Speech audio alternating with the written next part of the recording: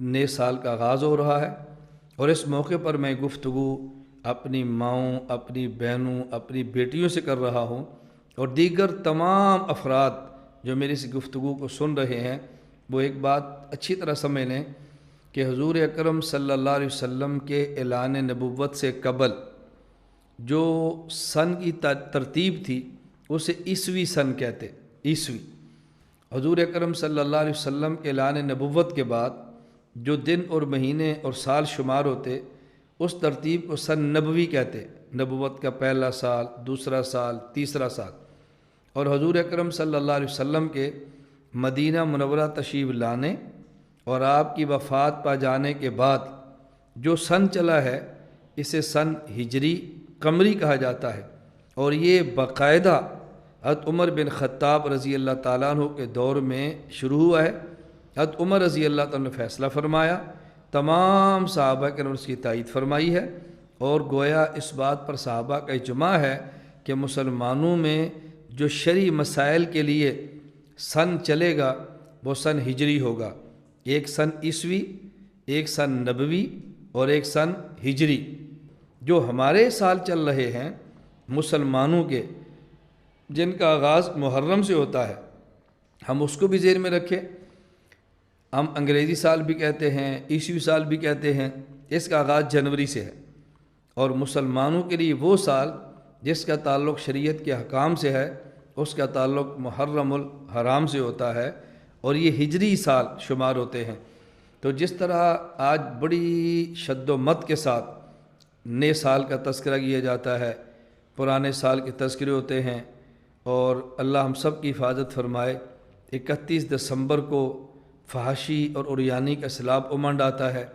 اور ہمارے وہ مسلمان بھائی جو ان خرافات میں شریک تو نہیں ہوتے لیکن نئے سال کی مبارکیں وہ بھی پیش کرتے ہیں۔ نئے سال کے نام پہ باقاعدہ مبارک دینا، اس کا ہماری شریعت میں کوئی تصور نہیں ہے، اس کا ہماری شریعت میں کوئی وجود نہیں ہے۔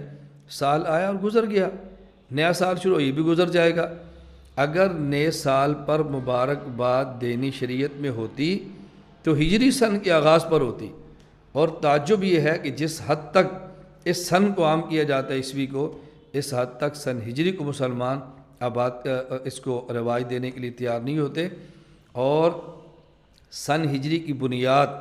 سیدنا فاروق اعظم رضی اللہ عنہ رکھی ہے، لہذا سن ہجری کو یاد رکھنا صحابہ کرام سے محبت کی علامت ہے رضی اللہ تعالی عنہم۔ اس لیے جہاں جنوری، فروری ان ماہ کو یاد رکھتے ہیں، وہاں محرم، سفر کو بھی یاد رکھنا چاہیے۔ بعض شریعت کے مسائل ایسے ہیں، مثلا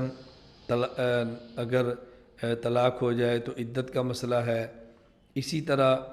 عورت کے طلاق ہو جائے تو عدت کا مسئلہ ہے، رمضان المبارک کے چاند رمضان کی گنتی کا مسئلہ ہے، عید الفطر کا مسئلہ ہے، اسی طرح حج کے ایام کا مسئلہ ہے، عید الاضحیٰ کا مسئلہ ہے، سال بھر جو زکوٰۃ کے لیے گنتی دنوں کی ہوتی ہے وہ مسئلہ ہے۔ اس میں ہجری سن چلے گا، اس میں عیسوی سن نہیں چلتا۔ تو جنوری سے زیادہ بحیثیت مسلمان ہمیں محرم و سفر کو یاد رکھنا چاہیے۔ باقی اگر کوئی کسی ملک میں کسی جگہ پہ یہ عیسوی سن کی ترتیب سے حساب کتاب ہوتا ہے، ہم اس کو گناہ اور ناجائز نہیں کہتے، لیکن شرعی مسائل کا تعلق ہجری سن سے ہے۔ اللہ پاک ہم سب کو توفیق عطا فرمائے۔ میں آپ کی خدمت میں گزارش کروں گا کہ ہم اس بات کا اہتمام کریں کہ شریعت کو مقدم رکھیں، سنت کو مقدم رکھیں، اپنی پوری زندگی دین کے مطابق گزارنے کی کوشش کریں۔ اللہ تعالی ہم سب کو شریعت پر عمل کرنے کی توفیق عطا فرمائے۔